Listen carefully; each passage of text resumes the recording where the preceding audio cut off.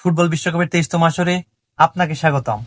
Run with রনির বিশ্বকাপ সিরিজের 14তম পর্বে আজ আমরা কথা বলবো বি গ্রুপের দল এবং গতবারের হোস্ট কাতারকে নিয়ে।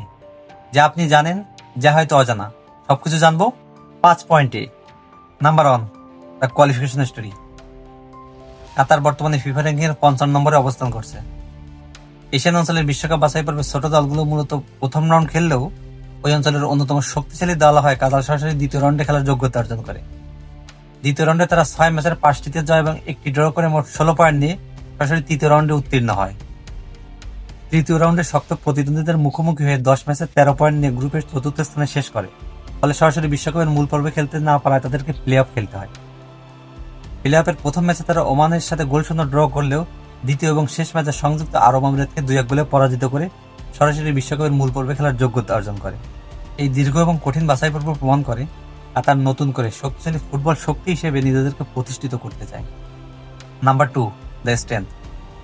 কাতারের এই দলটার সবথেকে বড় শক্তি হলো তার ডিসিপ্লিন টিম এবং টেকনিক্যালি সাউন্ড ফুটবল। তারা দ্রুত পাসিং, বল কন্ট্রোল এবং ডিসিপ্লিন ডিফেন্সিভ স্ট্রাকচারের মাধ্যমে সহজেই ম্যাচের গতি নিয়ন্ত্রণ করতে পারে। বিশেষ করে তাদের কিছু প্লেয়ার মাঝমাঠে খুব স্মার্টভাবে খেলা গড়ে তোলে, যার ফলে যে কোনো বড় দলের বিপক্ষে খুব লম্বা সময় ধরে তারা টিকে থাকতে পারে।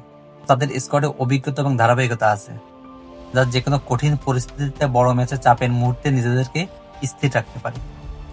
Number 3, the weakness. কাতারের এই দলটার সব থেকে বড় দুর্বলতা হলো তারা বড় দলের বিপক্ষে ধারাবাহিক পারফর্ম করতে না পারা। তারা মাঝমাঠে খুব সুন্দর বল কন্ট্রোল করলেও বড় ম্যাচে চাপের মুহূর্তে খুব দ্রুত ভুল করে, বিশেষ করে ডিফেন্সিভ ট্রানজিশনে।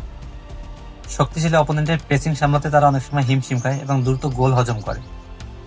এছাড়াও দীর্ঘ টুর্নামেন্টে ম্যাচের শেষের দিকে কনসেন্ট্রেশন কমে যাওয়া এবং ফিটনেস ধরে রাখাও তাদের জন্য অনেক বড় একটা সমস্যা হয়ে দাঁড়ায়।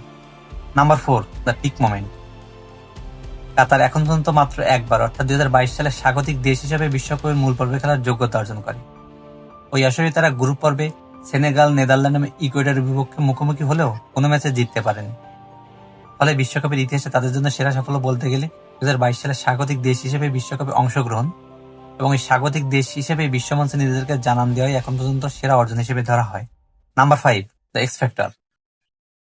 এবারে বিশ্বকাপে কাতারের এই দলটার সবথেকে বড় এক্স ফ্যাক্টর হতে পারে আকরাম আফিফ, আহমেদ আলা এবং হুমাম এল এমিনের মতো প্লেয়ার। আকরাম আফিফ মূলত উইঙ্গার কাম অ্যাটাকার হিসেবে খুব গুরুত্বপূর্ণ ভূমিকা পালন করে এবং যে কোনো মুহূর্তে প্রতিপক্ষের রক্ষণ ভেঙে তছনছ করে দিয়ে দলের জন্য জয় ছিনিয়ে আনতে পারে। ফিনিশিং এ দক্ষ আহমেদ আলা মূলত একজন ফরওয়ার্ড। বক্সের ভেতরে সঠিক পজিশনিং এবং গোল করার সক্ষমতা তাকে দলের সবথেকে গুরুত্বপূর্ণ স্ট্রাইকার বানিয়েছে। এল আমিন মূলত মিডফিল্ড কন্ট্রোল এবং রক্ষণ সামলালেও অ্যাটাকিং এ হেল্প করে দলের প্রয়োজনীয় গুরুত্বপূর্ণ সময় খুব গুরুত্বপূর্ণ অবদান রাখে। কাতারের এই পুরো যাত্রা শুধু ফলাফলই নয়, বরং একটা উন্নতির গল্প, যেখানে ধাপে ধাপে তারা নিজেদেরকে শক্ত দল হিসেবে গড়ে তুলেছে। পরিসংখ্যান বলে তারা বাছাই পর্বের একাধিক ম্যাচে ক্লিন শিট রাখতে সক্ষম হয়েছে। আরও একটি মজার বিষয় হলো তাদের অধিকাংশ গোল আসে দ্রুত পাসিং এবং কাউন্টার অ্যাটাকের মাধ্যমে।